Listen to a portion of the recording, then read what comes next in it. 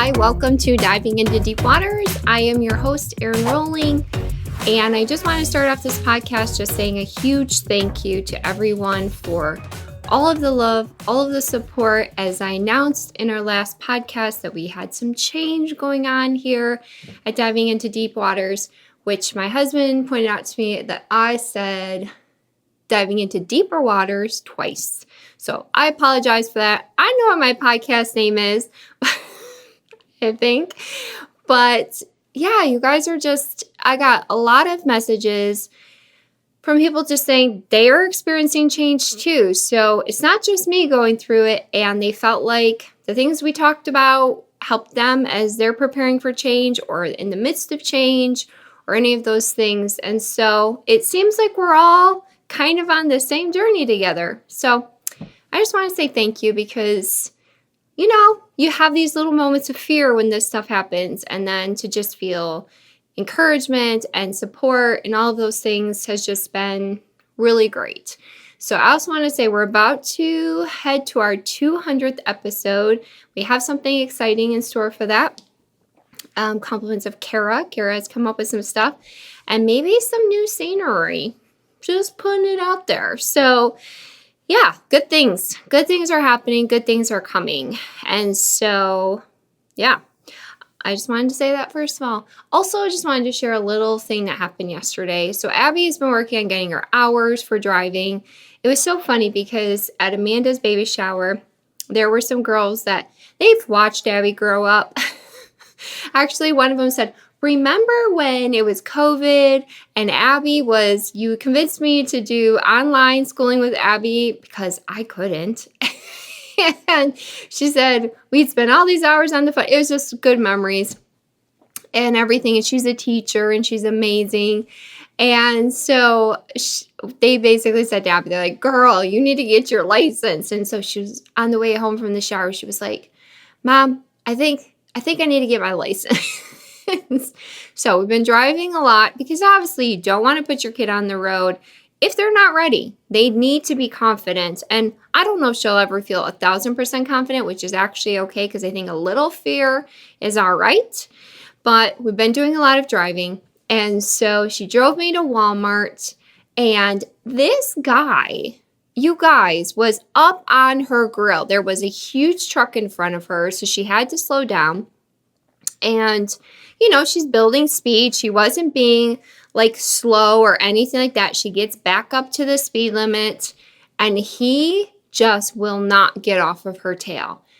Now, the mama bear in me came out full force, and I was just like, what is this man's problem? So finally, and I mean, he's literally almost touching our bumper. That's how close he was. Even for me, a seasoned driver, that would be very off-putting to feel like someone's that close to you. That's not a good feeling. And so I just kept telling her, do you, girl, just do you. Don't worry about him. This happens sometimes and it can really throw you off, but you can't let it. And so he goes to go around her, and because I know he's going to look to see who's driving. He's probably like some old person. She was not driving like an old person, let me tell you. And so as he's coming by, I stick my head out and I stare him down. And Abby's like, "Mom." And I'm like, he deserves it. He needs to realize you're messing with the wrong mom's kid. Yeah, so that happened. Fun times. But so do I have a little road rage in me? When it comes to my kid, I do. Get off my kid's butt, you little ding dong. If you don't know, that's one of my favorite words, ding dong. Anyways, so Paul and I went on a trip. I went on a trip. I don't know if you've heard of that, but we went on a trip last week to Bolt Farms, which is basically like a sanctuary in the mountains of Tennessee. It basically is a view across 3 different states. This is how they have it on their website. It says, located above the clouds, and is intended to create space for you and your person to unplug and reconnect. This is what they advertise, and let me tell you, they deliver. Sometimes have you ever like rented an Airbnb and you get there and it's like, rah, rah, rah. It's not quite what I've rented some and they're amazing. They're beautiful. And some you're like, this wasn't quite what I expected. Well, or you go on vacation somewhere or anything like that. You have these expectations. Doesn't quite live up to expectations. This place, you guys, lives up to every expectation. And our church was so kind for Pastor Appreciation Month. Back in, I think that's in October, November. I think it's October.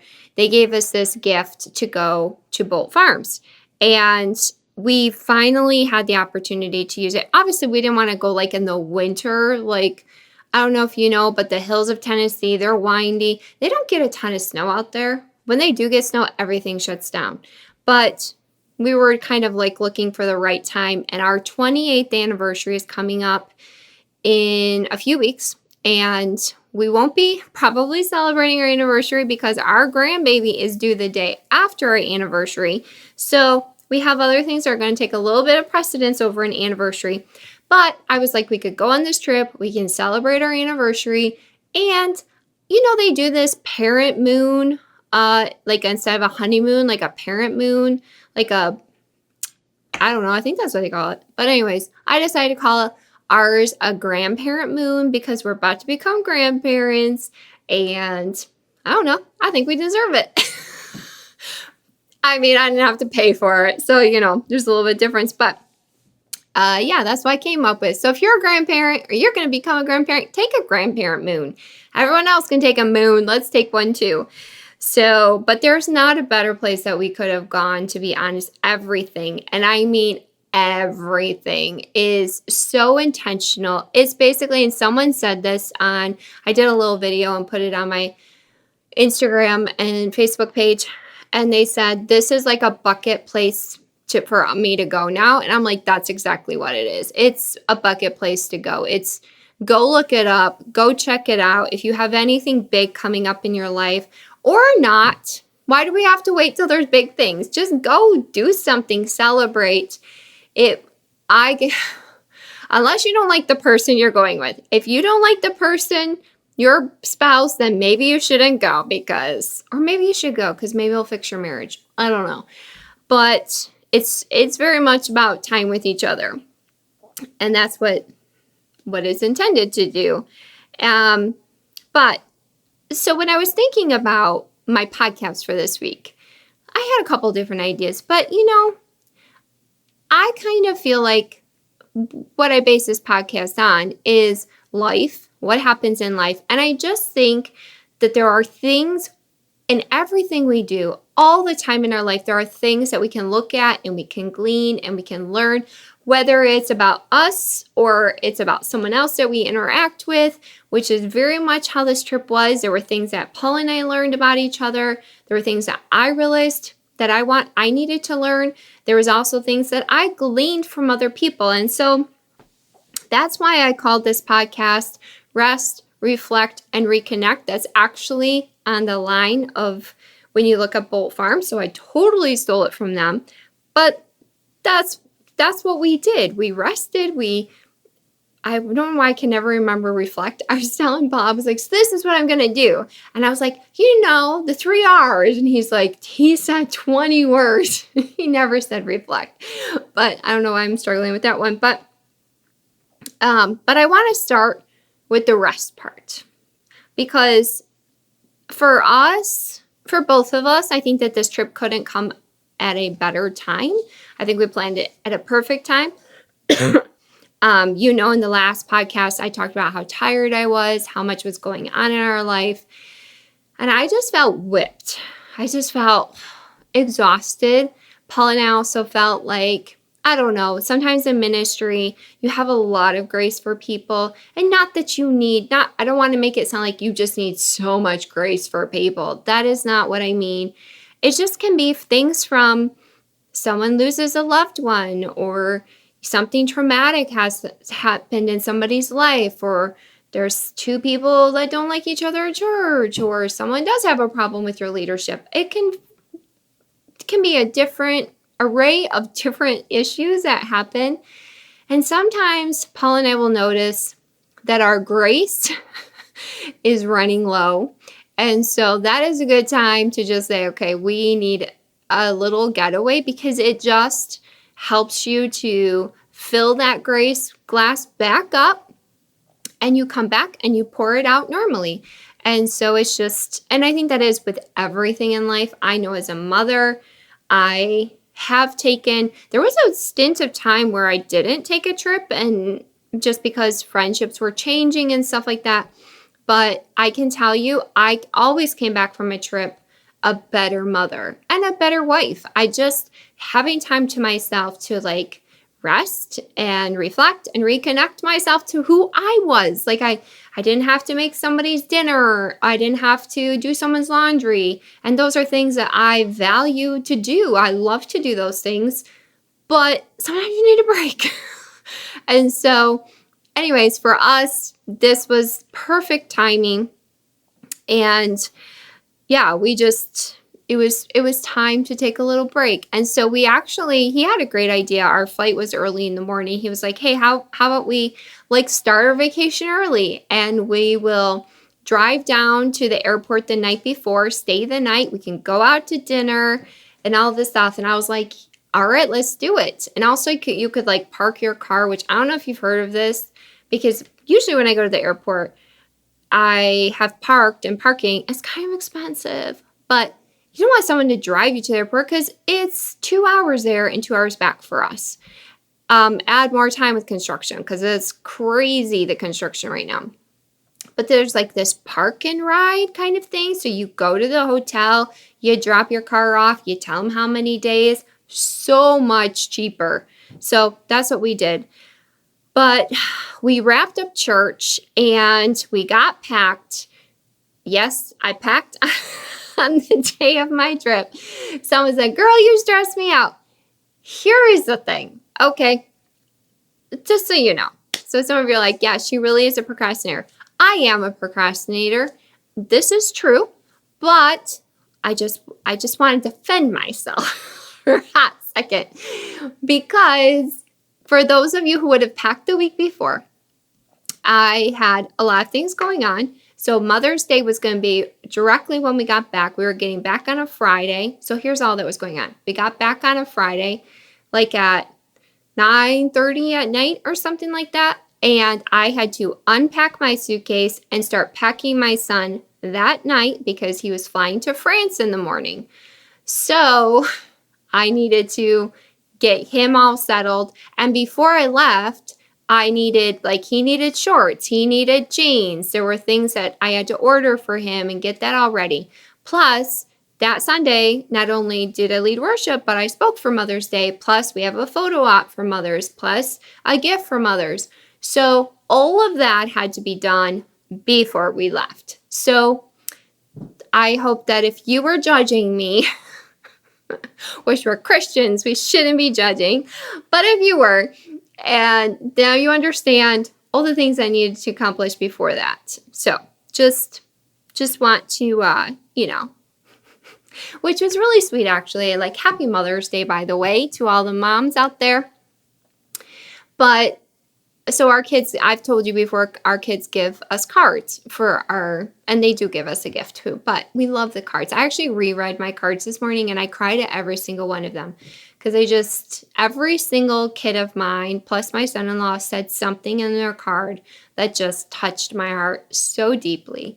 And in my son's card, because like I'm helping him pack and everything like that, and he left he didn't do a card. He did a paper plate, which my kids also do when they can't find paper. And so it was cute. But he left it with Abby to give to me on Mother's Day because he wasn't going to be with me. So that was sweet. Because sometimes boys, I don't know if they're that thoughtful sometimes. But he was very thoughtful. But on his paper plate, he wrote, France wouldn't even be happening if you didn't help me with all this stuff to get it ready. And I was just like, oh, okay. He was super appreciative, and I appreciate that he was appreciative. But anyways, we got our car packed, ready to go. And I don't know what it is, because like packing is, stressful for me. I don't know. I just feel like you got to remember all your vitamins. You got to remember. And I'm one of those packers that needs to pack everything. Like, I'm not a light packer. I think I've probably told you this before. Don't expect me to light pack. I don't want to, right? I just don't want to light pack. I want to bring all of my things. So, and I do. My mom was like that. My grandma's like that. It's just a family trait. So anyways, but we get in the car and I don't know. It's just like all of the tension, maybe even tension we didn't know we had, just like you could feel it like float off. It was just, oh, so nice to be like, okay, we are going to unplug for a few days. We were going to Tennessee for this to Bolt Farm, but then we were going to spend a few days with his sister. And Paul's nephews are some of his favorite people, especially when he gets to go to the guitar store with his nephew. It's like one of his favorite things in life. I don't know what he loves more, being away with me. No, I know he loves being with me. But anyways, I did have a slight anxiety attack because I was leaving my 19-year-old with my 16-year-old, and they're good together for about 2 days. I'll give them 1.5 days with no fighting when they're back together. But you get a good solid 2 weeks together, and oh, the tension is just, and they laugh it off. They just think it's funny. And I don't think it's funny. They're like, Mom, we're really not. And I'm like, but you guys come across so mean and so rude to each other. And they're like, we're just joking. And I'm like, it's not funny. I don't like it. But I thought to myself, I just left them home alone. Like, am I going to come back and one of them is no longer living? And if you guys are thinking that Joseph would be the one living, I guarantee if it was a fight between Joseph and Abby, Abby would win.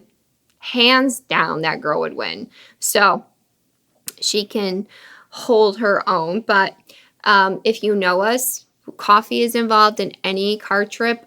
But Paul is a Tim Hortons guy and I'm a Starbucks girl. Like, so I'm sure I'm a pain in his butt that I like Starbucks because he's always going to go to Tim Hortons and then he has to find a Starbucks. But happy wife, happy life. But the first thing I want to talk about is rest. Like I said, we get in the car and we just feel all of this tension just kind of float off.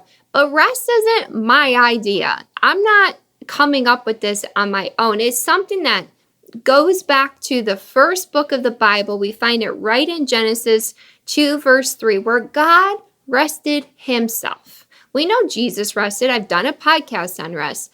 But let's go a step further. God needed rest. And in Genesis 2:3, it says, God rested from all of his work. Did you hear that? All of his work. Because some of us, we half rest. We're like, I'm resting, and then we're on our phones. That's not resting. I don't care what you say. It's not resting. I'm resting, but I need to do this work. Sorry, that's not resting. That's not true rest. It says he rested from all of his work. God rested. I mean, he was busy creating the earth, right? It's like he was working hard. Like the other 6 days, work hard. Like give it all you got. But the 7th day, give yourself a vacation. I hear people say to me, you know what, we've never taken a vacation. And I say, shame on you. You can figure something out. Paul and I have done some sketchy vacations. Let me tell you what. Why did I say it like that? I don't know. But yeah, we've stayed some places, but we got away with our kids and it was amazing. We've always made it priority to get away because it's important. If you're home, you will stay. Actually, we have stayed home. Our kids went to Paul's parents or something like that. And we did stay home and we did rest. It was good until they called us and said, can you come pick them up? I was like, excuse me, we're supposed to be on vacation.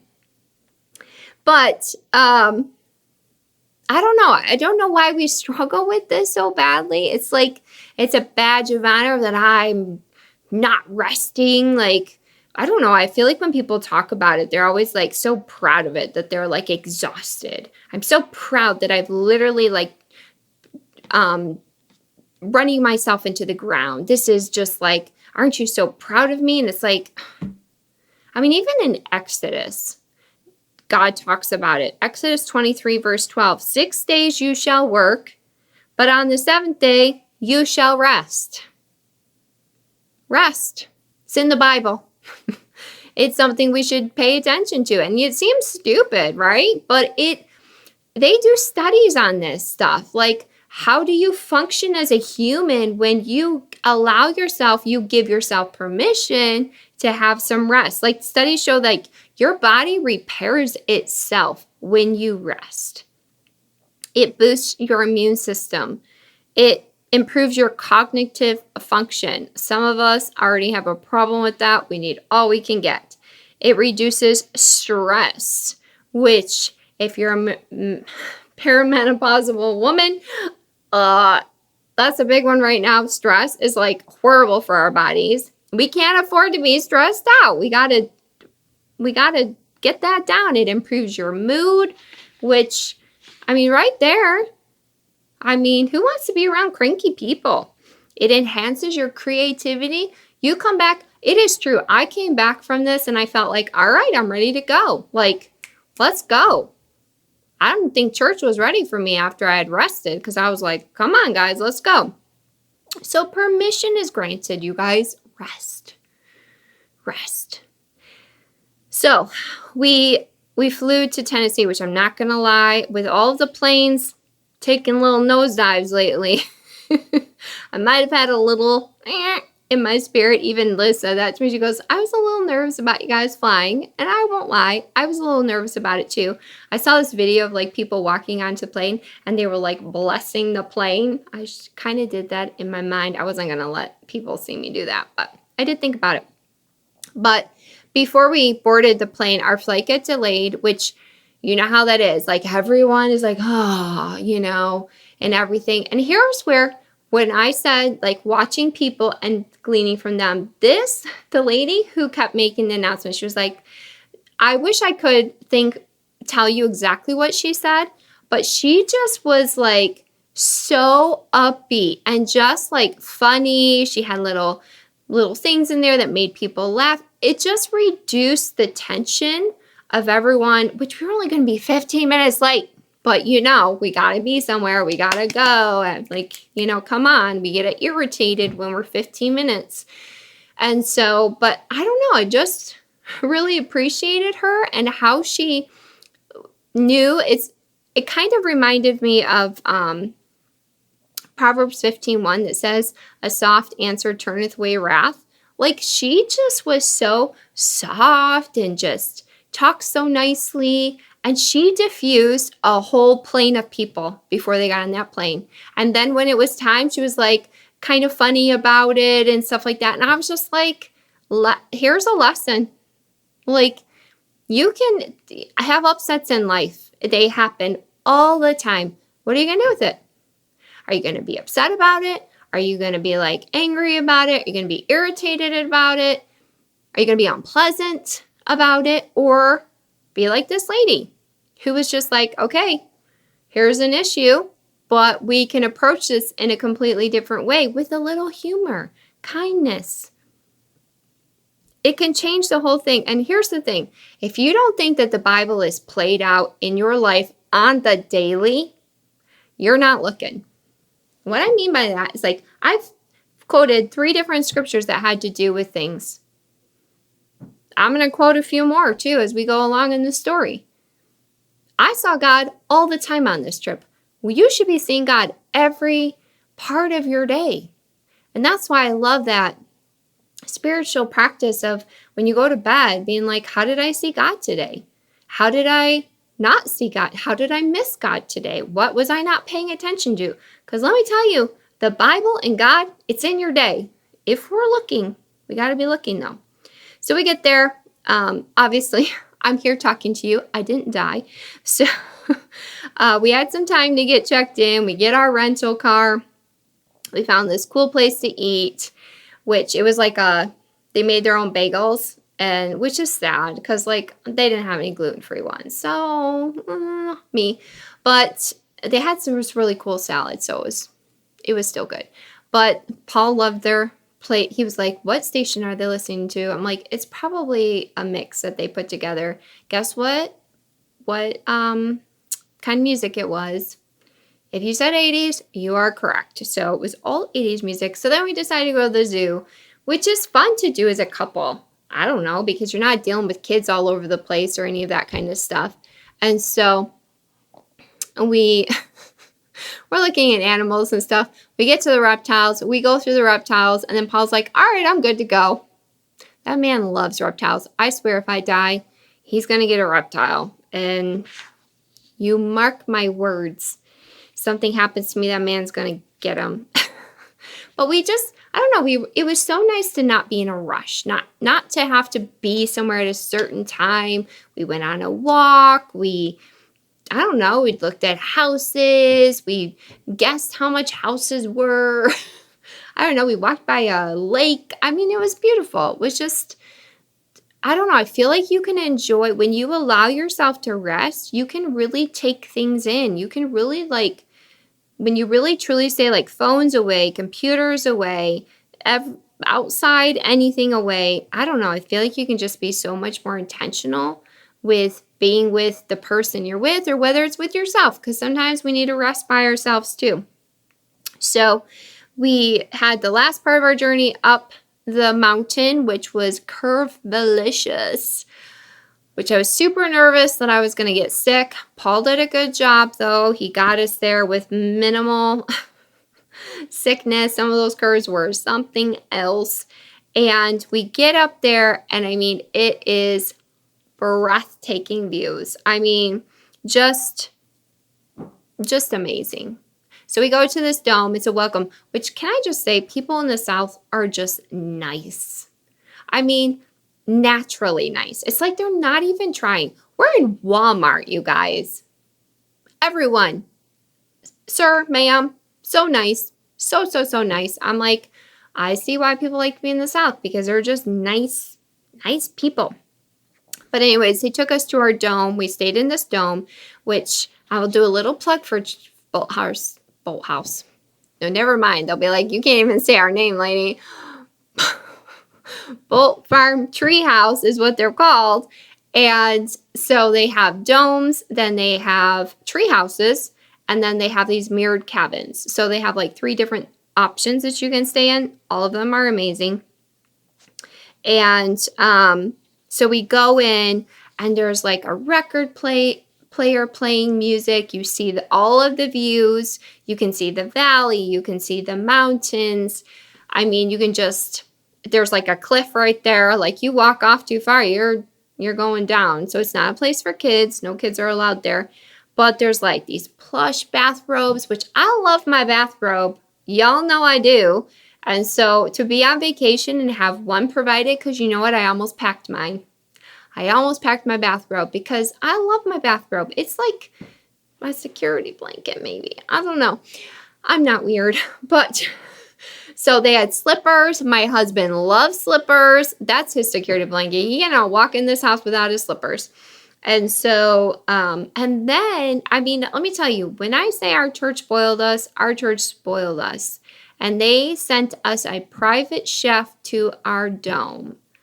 I know, you guys, it was amazing. He called himself the Wandering Chef, and he... went to go serve us our first course. It was a 4-course meal. So when I say spoiled, I mean spoiled. And he did this cheese fondue. Did I have dairy? Yes, I did. Did I pay for it? Yes, I did. But it was worth every single bite. And poor Paul. I did pay dearly for it. But it was amazing. And so he sets it all up, at the table for us. And...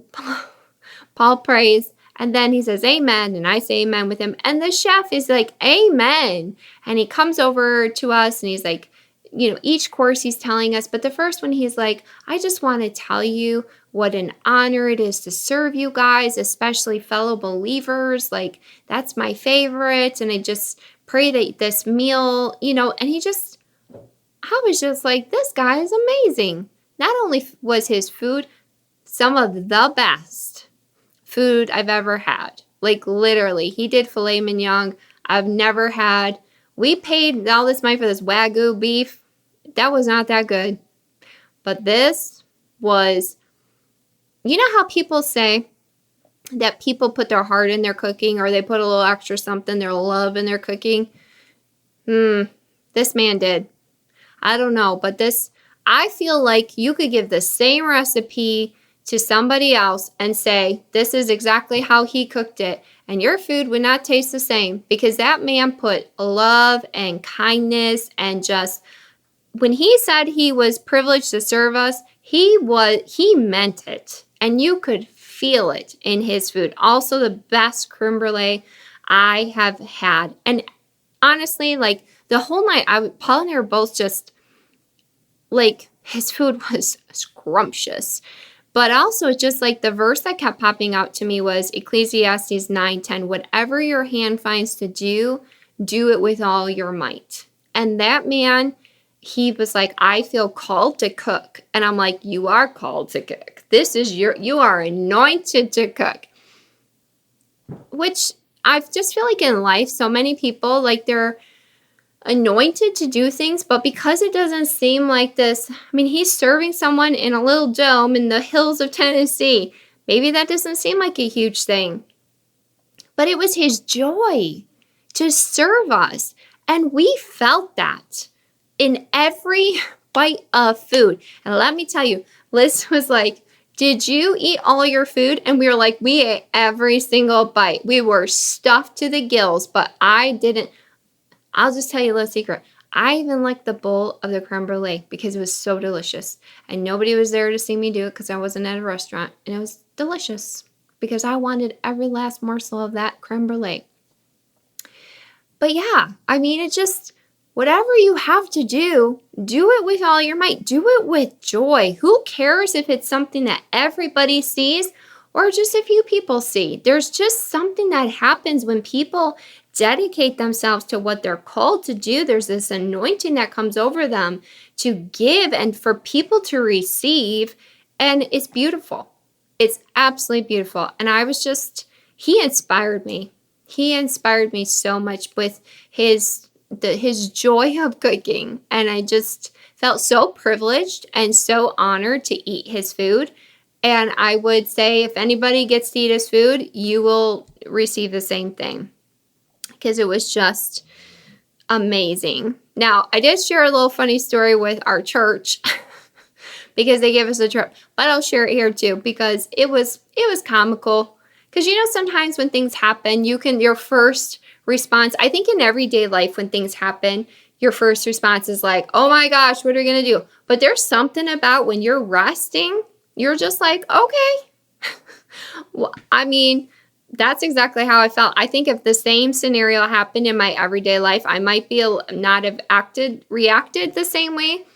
But because I was so restful and so peaceful, I just took it all in stride because there was a hot tub out on our deck. And so it's like nighttime and you can see the stars. How romantic. So we go out there in our plush robes, which they said they tried 30 different robe companies to find that robe. And let me tell you, they did a good job.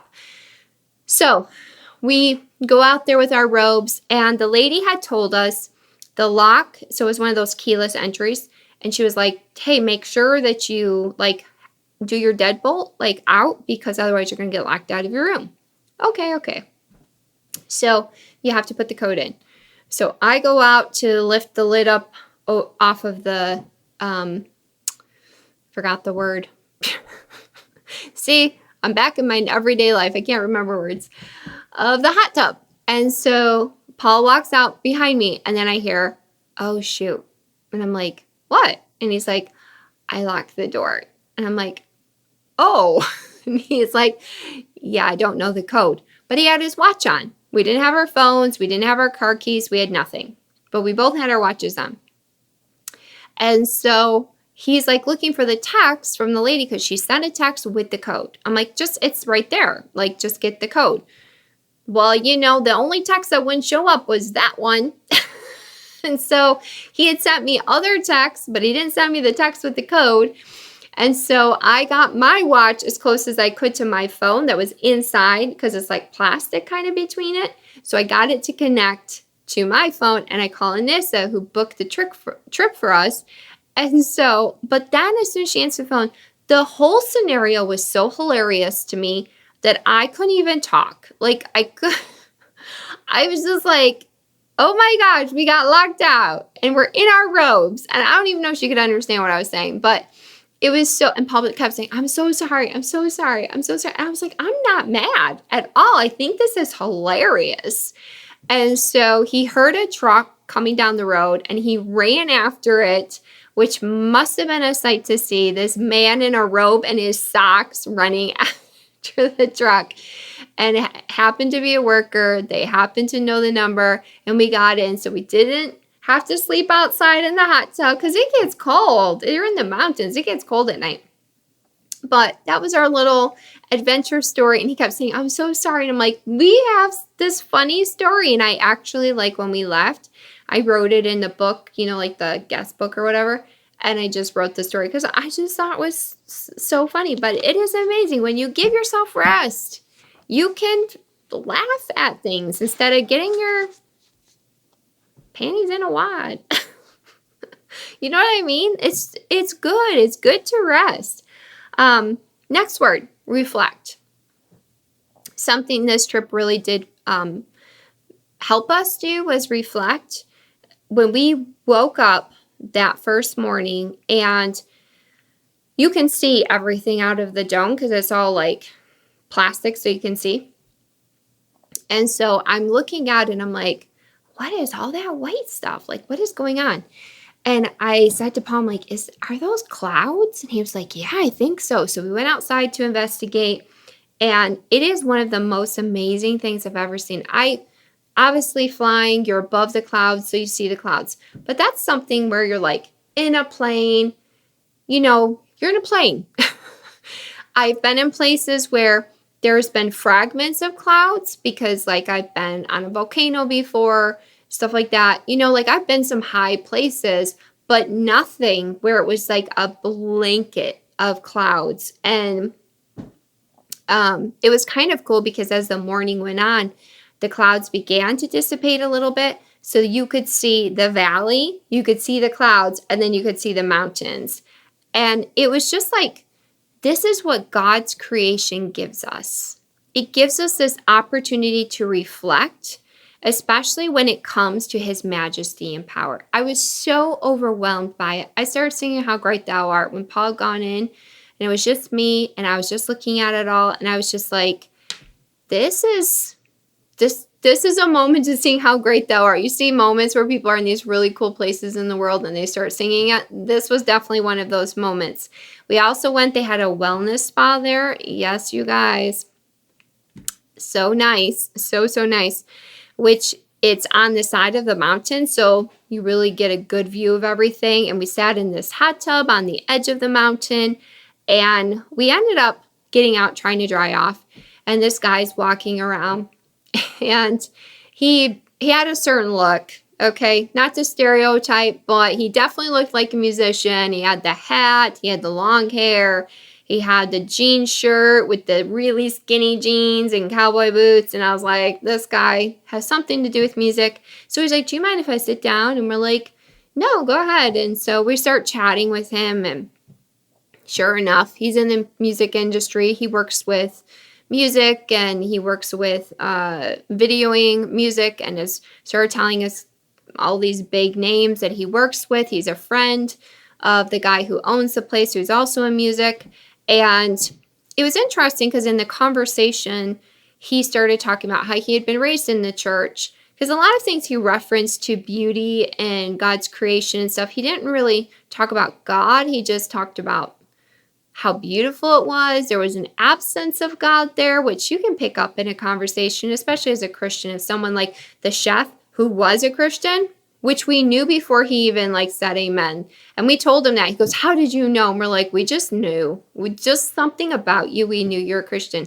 Where this guy, nice, very nice, but just an absence of, yes, he could appreciate creation, but not in the fullness that I think someone who believes in God and has a relationship with God does. And it was just sad to me, like, that music has taken on this role of his God. If I'm being honest, that's how it came across in the conversation. And it just seemed empty. And I was reminded of the verse in Matthew 16:23 that says, "For what will it profit a man if he gains the world and he loses his soul?" It just made me sit back and say, I'm so thankful that my life is not empty. And this man has had an encounter with, like, he knows who God is, but he's not invited God into his everyday life. And this man is in one of the most amazing places that I've ever been. And he even was like, this is one of the nicest places I've ever been. But he didn't seem to see God. And in Romans 1:20 it says, "For since the creation of the world, God's invisible qualities, his eternal power and divine nature have been clearly seen, being understood from what has been made, so that people are without excuse." Creation shows that there is a God. Creation shows the intricacy of a creator, the awesomeness of a creator. And it made me sad for this man that he could not appreciate everything he was seeing in the view of that God had created it, and the awesome display and wonder of everything that God has made. Then sings my soul, my Savior, thou to thee, how great thou art. Like he wasn't in that moment where for me it was like, how great thou art. This is amazing. And it just made me realize, just be grateful that I have this relationship with Jesus. And we tried to plant some seeds in the midst of there too, because I pray that that man does. I pray that he comes to a place where he can see God's creation, the evidence of God in creation. And that's what nature does for us. It shows us, it gives us a chance to reflect on his existence and his glory, and solidify us seeing him. And you don't have to go to the mountains of Tennessee to see this. This time of year, the sun rises and sunsets. It should show us his glory. He's a master, and his masterpieces are all around us. And so, yeah, just take a moment and reflect on that of, if you have flowers in your house, or look at yourself. We've talked about this. Look at yourself. You're amazing. I mean, God's creation is amazing. So last but not least, Reconnect. They had provided us with these cards. And Paul and I did a couple podcasts on marriage, and they were stemmed from some cards, the 5 love languages. And these cards were similar. They were conversation cards. I can tell you that was probably one of my favorite parts of this trip for us, because the atmosphere and relaxation was a perfect setup. It was a perfect, recipe to reconnect with each other. And not that I feel like we are not connected. We're connected in a lot of ways, but rest and reflection really set you up to reconnect in a deeper way, and in a way that you can't do in your everyday life sometimes. And so I just felt like the cards were kind of like the cherry on top of, which is my favorite part of like an ice cream sundae. And you would think after 28 years of marriage, we might not have a ton to discuss, but we talked for hours and hours. We talked about all of our memories, different memories that we had. We talked about things that we're still learning about each other, which is crazy to still learn 28 years later, to still be learning things about each other, our future plans, about having a grandbaby, and the different things that our kids are doing. And if you are married, I highly recommend these cards. for you and your spouse. I think you can probably buy them on Amazon. They're actually called Reflect and Connect. And I know not everyone is going to go to Bolt Farms. Okay, it's not cheap, but I would say do a date night. Connect with your spouse. It's reconnect with them in a deeper way, because those are the things that are going to keep you connected when the times that you can't be super, super deep connected, because that's just not the reality of marriage. You're not always total in sync with each other.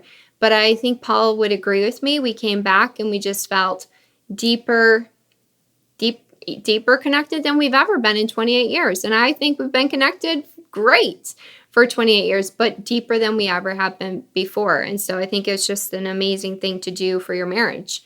So there's that piece of advice. Now, there's one thing that I kind of wrap up with, because it was interesting to me that the guy Seth Bolt, who he is a musician, he's a bass player for Need to Breathe, which is a Christian band. You've probably heard of it.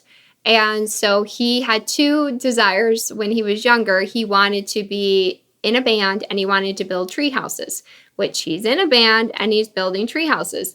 And so they kind of had told us a little bit about his story. And they said, well, he showed his guidance counselor that he was wrong. And that stuck with me, because there are things that God places in you that no man can get in your way. If God wants them to happen, there are so many things that my biggest insecurities, or my biggest, what I would call faults, or things that I wasn't good at, are been the things that God has used kind of big in my life, which is kind of crazy, which I think is great, because then really all glory goes to God. But I just thought it was such a neat story and such an inspiration. Like, hey, just because someone doesn't believe in you about something doesn't mean you shouldn't do it. Now, you need God's anointing and you need God to make the path for you. Don't just be going, making your own dreams, but the dreams that God plants inside of you, and go for them. Life is too short not to, you guys. So rest, reflect, and reconnect. It's interesting. My husband was just telling me this morning that our daughter, who is preparing for birth, she is going on a 24-hour retreat, and it's a quiet retreat. So basically, going to do all those things. She's going to rest, she's going to reflect, and she's going to reconnect, spending time with God. And I'm just so excited for her, because I know it's just going to give her the space she needs to be in. I wish I would have done that before I gave birth. I think we need to do without giving birth. But yeah, I think it would be amazing. So yeah, take the time to do those things. And here's another interesting fact. Seth Bolt actually announced on Monday that he's leaving the band that he's been a part of for like 20 years, I believe, to connect with his family. He wants to make them a priority. And so I just thought this is something we need to work on, and something that I think we struggle with. We struggle with rest, we struggle with reflecting, and we struggle with reconnecting. But let's do it, because I think it really enhances our relationship with others, but more importantly with God. So I love you guys. Go rest. Go make an appointment to do that, to rest, to reflect, and reconnect.